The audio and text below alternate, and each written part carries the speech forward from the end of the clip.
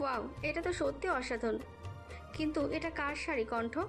কণ্ঠ স্মিত হেসে বলে, এটা মায়ের শাড়ি, আমি কখনো পরিনি, কিন্তু আপুকে কিন্তু বেশ লাগবে। নীলা শাড়িতে হাত বুলিয়ে দেখতে থাকে। এটাই তো ওদের ফুপির শাড়ি, এখনো গায়ের গন্ধটা মিশে আছে। জানো আপু, আমি এখনো মায়ের জিনিসগুলো থেকে মায়ের শরীরের গন্ধ পাই। ভীষণভাবে মনে পড়ে মাকে। কথাটা বলার সময় চোখের কোণ থেকে দুফোঁটা অশ্রু গড়িয়ে পড়ে কণ্ঠের, যা লুকিয়ে যাওয়ার বৃথা চেষ্টা করে সে। নীলা বুঝতে পারে কণ্ঠের মন খারাপ হয়ে গেছে, তাই সে মন ভালো করার জন্য বলে ওঠে, এই দেখ, একদম মন খারাপ করবি না। আমাকে রেডি করে দে তো, সবাই এসে গেলে তো দেরি হয়ে যাবে। শাফিন এবং ওর পুরো ফ্যামিলি মানে খান ফ্যামিলি আহমেদ বাড়িতে প্রবেশ করে। শুধু তুর্য বাদে। তারা আসার কোনো ইচ্ছা তার আসার কোনো ইচ্ছা নেই এবং সে খুবই ব্যস্ত। কলেজের জন্য তাকে অনেক লেকচার শিট তৈরি করতে হবে, তাই ওকে আর কেউ জোর করেনি। এটা তো শুধু পাকা দেখা হচ্ছে, বিয়ের সময় তো তুর্যকে অবশ্যই থাকতে হবে। বাড়িতে আসার পর অহনা খান নীলার পাশে কণ্ঠকে দেখে মুচকি হাসেন। হঠাৎ হাসির কারণ বোধগম্য হলো না তার। শাহ খানের আগে থেকেই নীলাকে বেশ পছন্দ, তাই অহনার সাথে কথা বলে একেবারে আংটি পরিয়ে দেবে তেমন প্রস্তুতি নিয়ে আসে। শাফিন খান আহাদ আহমেদকে এবং শাহাদ আহমেদকে উদ্দেশ্য করে বলে, ভাইয়া আমাদের মেয়ে পছন্দ হয়েছে, আর শাহ তো আগে থেকেই নীলাকে পছন্দ করে, এবং কি সাফিনও। ওর বাবা মানে আমার ভাই বছর 5 আগেই সবাইকে ছেড়ে চলে গেছে। বর্তমানে আমি ওর চাচা, আমিও ওর বাবা। আমাদের যেহেতু সবাই নীলাকে পছন্দ করেছে, তাই ভাবছিলাম আংটি বদল করে নিলে ভালো হতো। আহাদ আহমেদ, শাহাদ আহমেদ, আনিক আহমেদ ও তনয়া আহমেদ ভীষণ খুশি হয়। তনয়া আহমেদ কণ্ঠকে বলে রান্নাঘর থেকে মিষ্টি নিয়ে আসছে। কণ্ঠ তড়িৎ গতিতে ছুটে যায় রান্নাঘরে। সবাই মিষ্টি মুখ করে নেয়। আনিকা আহমেদ শাহাদ আহমেদকে আলাদা করে সাইডে নিয়ে যায়। কি হলো তোমার? আনিকা আহমেদ ফিসফিস করে বলেন, ছেলের জন্য তো আমরা আংটি নেইনি, এখন কি দেবে? আহাদ আহমেদ ওদের কাছে এসে বলে, তোরা সব নিয়ে চিন্তা করছিস কেন? এই দেখ, এই ছেলের জন্য আগে থেকে আনিয়ে রেখেছিলাম। আহাদ আহমেদ পকেট থেকে সোনার আংটি বের করে দেয় শাহাদ আহমেদের হাতে। চোখ দুটো চিকচিক করে ওঠে আনিকা আহমেদের, সত্যি কান্না পাচ্ছে ওনার। তনয়া আহমেদ আনিকার ঘাড়ে ভরসার হাত রাখে। নিস্তব্ধ রাতে ছাদে দাঁড়িয়ে আছে কণ্ঠ, ভীষণভাবে কাউকে মিস করছে, কিন্তু কাকে তাই তো খুঁজে পাচ্ছে না। মনের মধ্যে অশান্ত লাগছে, কেন জানি কাউকে খুব কাছে পেতে ইচ্ছে করছে। নিস্তব্ধ এই রাত যেন এই ইচ্ছাটাকে প্রবলভাবে বাড়িয়ে দিচ্ছে। আকাশের দিকে তাকিয়ে আছে কণ্ঠ, রূপালি থালাকৃত চাঁদ জলজল করছে আকাশ জুড়ে। চাঁদকে ঘিরে তারারা মিটমিট করে জ্বলছে। সুন্দর একটি পরিবেশ। চোখ দুটো বন্ধ করতে ভয় হচ্ছে তার। চোখ বন্ধ করলেই তুর্য স্যারের মুখশ্রী ভেসে উঠছে। অজান্তেই ঠোঁটের কোণে হাসি ফুটে উঠল। হ্যাঁ, স্যার একটু বেশি রাগী, গম্ভীর এবং খিটখিটে মেজাজের, কিন্তু তবুও ভালো লাগে। এই তার মানে এই ভালো লাগে, অন্য কিছু নয়। নিজেই নিজেকে বোঝাতে চেষ্টা করছে কণ্ঠ। মনে মনে বেশ আনন্দ লাগছে। নীলার সাথে শাফিনের বিয়ে ঠিক হয়ে গেছে। সামনের সপ্তাহে ওদের বিয়ে। সবাই চায় বিয়েটা তাড়াতাড়ি হয়ে যাক। বিয়ের পরপরই লন্ডনে চলে যাবে শাফিন। ওখানে ওদের বিজনেসের নতুন একটা ব্রাঞ্চ খুলবে, তাই ওখানে একজনকে থাকতে হবে। তুর্য নিজের প্রফেশন নিয়ে ব্যস্ত থাকে। মাঝে মাঝে বিজনেসে ইচ্ছে হলে মাথা ঘামায়, না হলে নয়। ল্যাপটপ কোলে নিয়ে বসে আছে তুর্য। হঠাৎ মুঠোফোন টুং টুং শব্দ করে বেজে উঠল। হাতে নিতে স্ক্রিনে দেখতে পেল সহিতার নাম। তপ্ত শ্বাস ফেলে তুর্য। সত্যি সে সহিতাকে কষ্ট দিতে চায় না, কিন্তু মেয়েটা বুঝতেই চাইছে না যে সে তাকে ভালোবাসে না। যাই হোক, তাকে এটা বুঝতে হবে। ফোন অফ করে ল্যাপটপ রেখে বিছানায় শুয়ে পড়ল তুর্য। বেশ অনেক দিন কেটে গেছে। এর মধ্যে কণ্ঠ রিয়া দুজনের মধ্যে একজনও কলেজে যায়নি। দেখতে দেখতে নীলার বিয়ের দিন চলে এলো। কাল গায়ে হলুদ, সকালে বিকেলে মেহেদি এবং রাতে বিয়ে। সেই উপলক্ষে বাড়ি সাজানো হচ্ছে। সব কিছু মোটামুটি শেষ। শপিং থেকে শুরু করে খাওয়া দাওয়ার ব্যবস্থা এবং সবই ঠিক আছে। একা হাতে সবটা করছে তোফাইল, আহাত আহমেদ, শাহাত আহমেদ দুজনে বলেছিল ওরা সাহায্য করবে, কিন্তু তোফাইল মুখের উপর বলে দিয়েছে ওর বোন ওই তো সব করবে। ছেলের পরিবর্তন দেখে কিঞ্চিত উৎসাহ নিয়ে আবারও আনিক আহমেদ তোফাইলকে বিয়ের কথা বলেছিল, কিন্তু সেই আগের ন্যায় মুখ ফিরিয়ে নিয়েছে তোফাইল। গায়ে হলুদের সময় অনুষ্ঠানে কণ্ঠের বন্ধুরা সবাই আসে, ওদের দেখেও না দেখার ভান করে থাকে কণ্ঠ।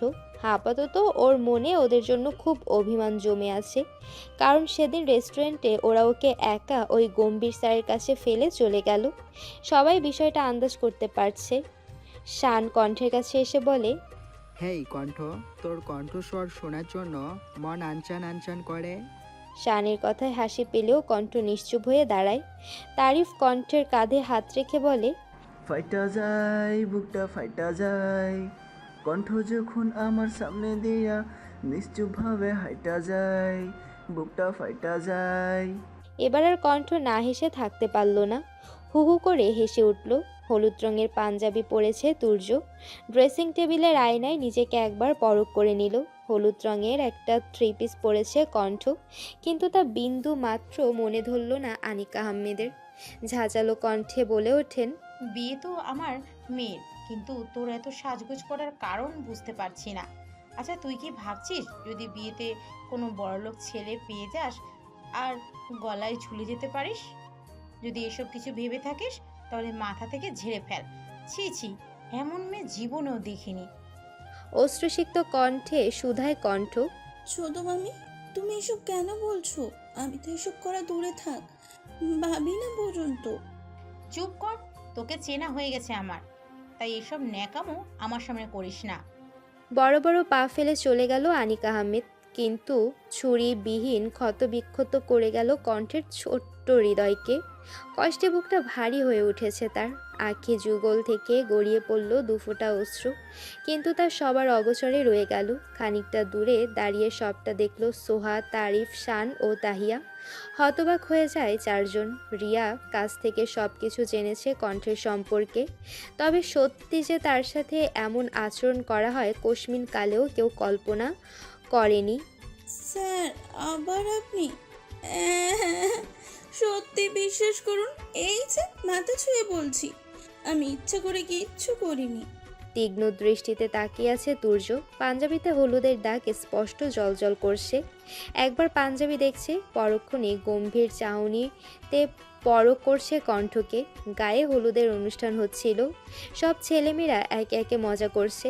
অনেকদিন পর বাড়িতে এমন আনন্দের উল্লাস হচ্ছে, তাতে তাল না মিলিয়ে থাকতে পারে কণ্ঠ? নীলা কণ্ঠকে নিজের কাছে বসায়, নাচ গান হই হই চলছে। ছোটদের মধ্যে থাকতে চায় না বড়রা, তাই ওরা ড্রয়িং রুমে চলে আসে। ওদিকে বাগানের সবাই নিজেদের মধ্যে আনন্দ করতে মত্ত।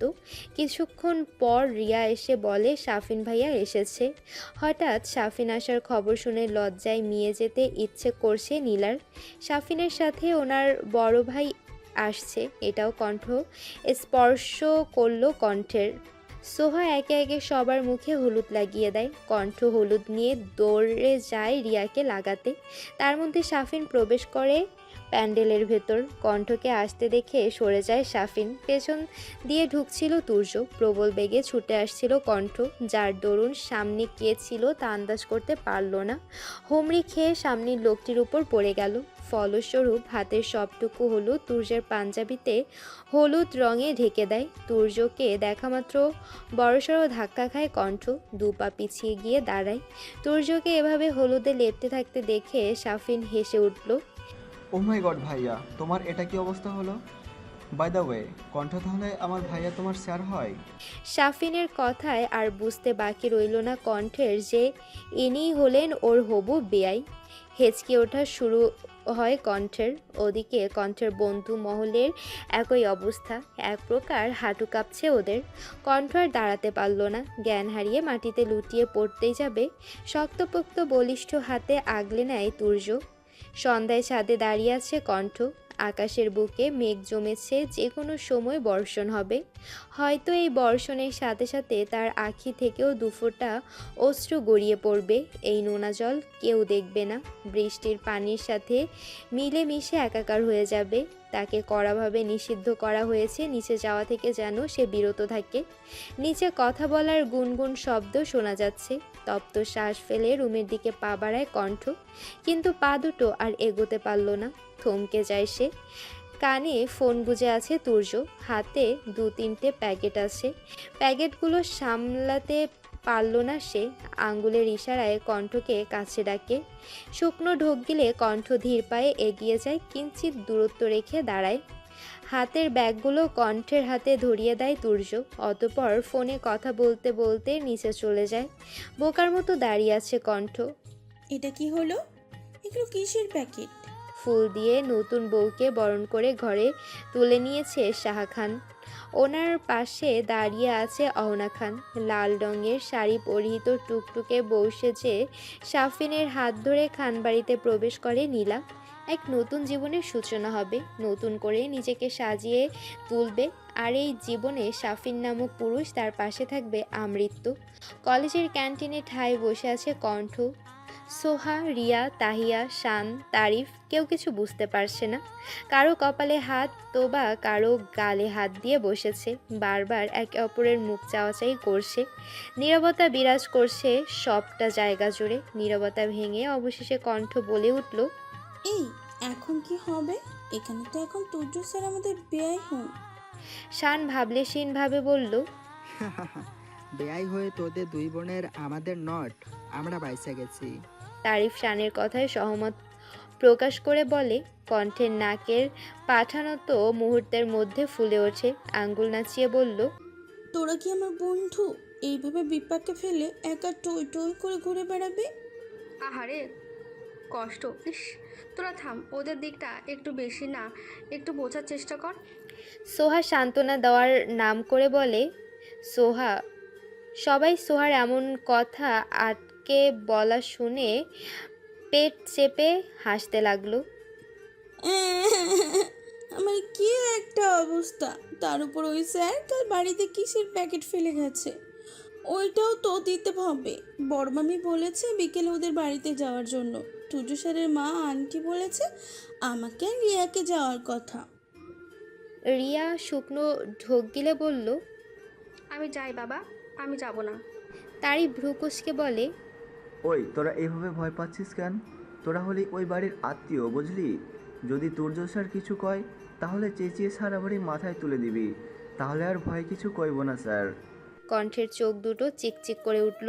মুখে বিস্তর হাসি নিয়ে বলল, ওরে ওরে তারিফ, এইটা তো ভাবিনি। বাহ, এইটা ঠিক বলেছিস।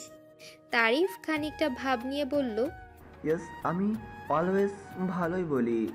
শান ঠাস করে চাটি মারল তারিফের মাথায়। ক্লাসে বসে আছে কণ্ঠ, রিয়া। ওরা আসছে বলে ক্লাস অ্যাটেন্ড করেনি।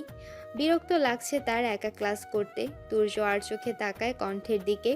ওই চোখে চোখ পড়তেই বারংবার কেঁপে ওঠে কণ্ঠের হৃদয় যন্ত্রটা। হঠাৎ নিজের কোলের উপর কিছু একটা পড়ল।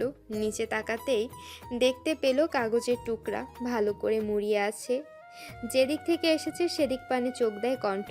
শান দাঁড়িয়ে আছে, ওর পেছনে দাঁড়িয়ে আছে বাকিরা। শান হাতের ইশারায় কাগজ পড়তে বলে। কাগজ খুলে দেখে কণ্ঠ। কিরে পড়াখোর, ক্লাসে কে তুই? বাইর হইয়া আয় কইয়া দিলাম। পরীক্ষায় পাশ করার চেষ্টা, আমাকে রেখে অন্য ক্লাসে উঠতে দিতাম না। বাইর হইয়া আয়, বজ্জাত স্যারের ক্লাস করতে হবে না।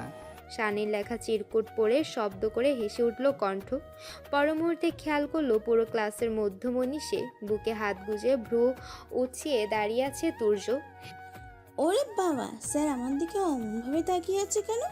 ধীর পায়ে এগিয়ে আসছে তুর্য কণ্ঠের সিটের দিকে। তুর্যকে আসতে দেখে ফটাফট পালিয়ে যায় শান, সোহা, তারিফ, তাহিয়া। মনে মনে আল্লাহ আল্লাহ করছে কণ্ঠ। থমথমে মুখে বলে ওঠে তুর্য, দাঁড়াও। কণ্ঠ উঠে দাঁড়ালো। হাতের কাগজ ইগলের মতো শু মেরে নিয়ে নিল। আরেকটা দফা চমকে উঠল কণ্ঠ। এটা কি এখন উনি পড়বে? তাহলে আমি শেষ। এইবারও স্যার ইজ্জত খাইয়া দিল, এইটা কোনো কথা? সবাই কি সুন্দর বেঞ্চে বসে ক্লাস করছে, আর সেখানে কিনা ওকে বাইরে দাঁড়িয়ে দাঁড়িয়ে সব কিছু লিখতে হচ্ছে। উফ, সব কিছু ওই যে শানের জন্য। একবার বাইরে যায়, তারপর দেখাচ্ছি মজা। এই স্যারও এমন কেন? আমি ওনার সম্পর্কে বেয়ান হই, মিনিমাম সম্মান দিল না সে।